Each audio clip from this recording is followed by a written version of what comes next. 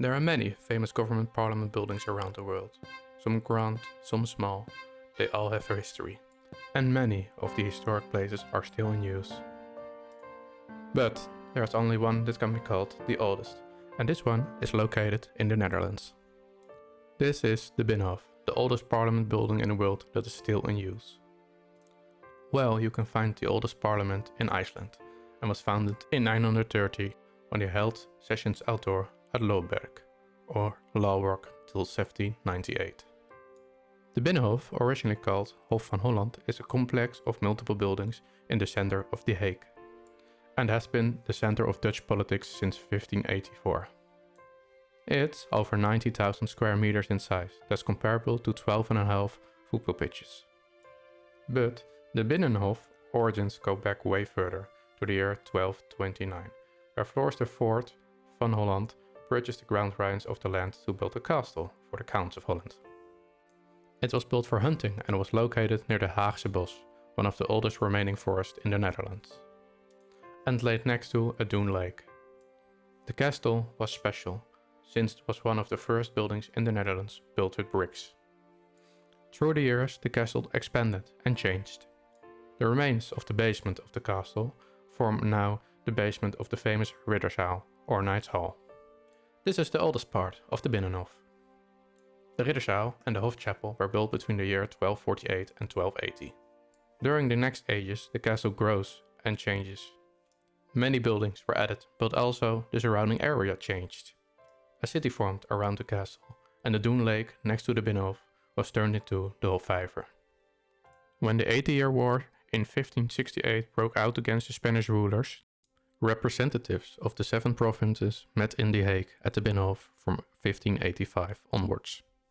They created the Staten-Generaal and met from here on continuously at the Binnenhof in The Hague.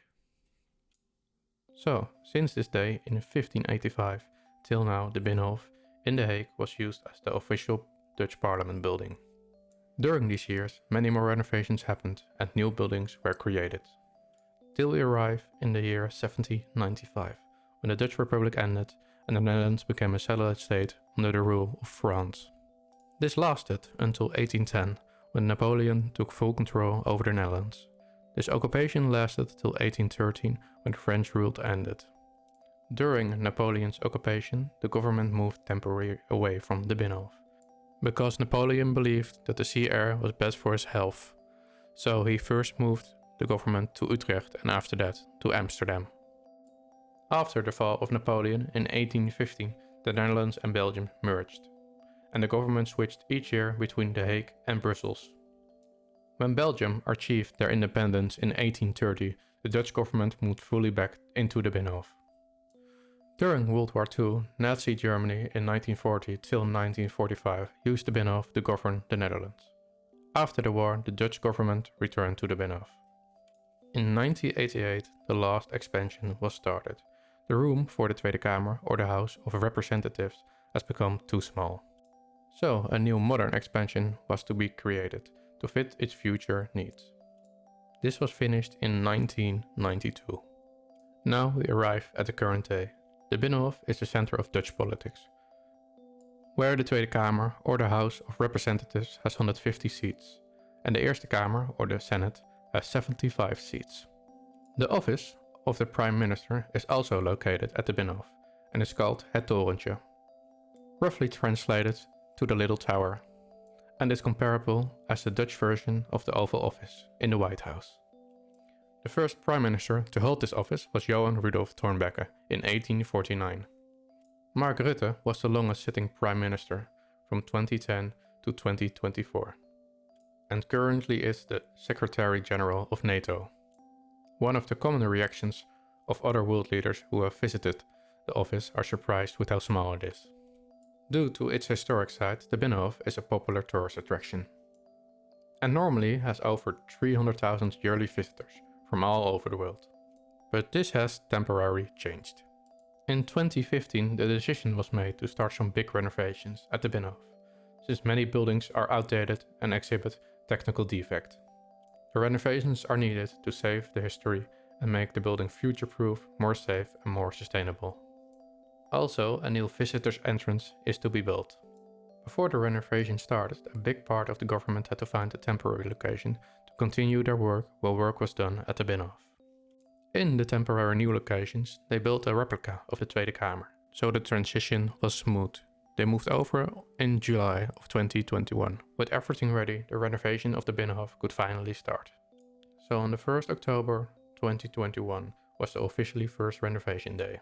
The budget for the renovation originally was 475 million euros and should have been done in 2026. But not far into the project there were already rumors of delays and a higher budget. So the date was moved back to 2028 and later moved even further back to 2031, with the budget rising towards 2.7 billion and 3 billion. During the renovation they found more complicated structural problems than they had foreseen in the initial inspections. And the complexity of the buildings makes things difficult. Also, during the renovations, archaeologists found many historical artifacts, from old foundations of old buildings to old earthwork and even some skeletons and much more. These renovations are teaching us more about this unique historic place.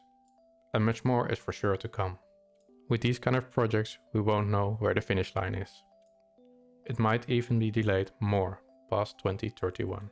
But what we know for sure is that once everything's done, the Binnenhof has a long future ahead of itself. And that one day the people and the government can enjoy this historic place once more. For more information, check the sources in the description. Thank you for watching. If you enjoyed the video and want to enjoy more videos in the future, please subscribe and like the video.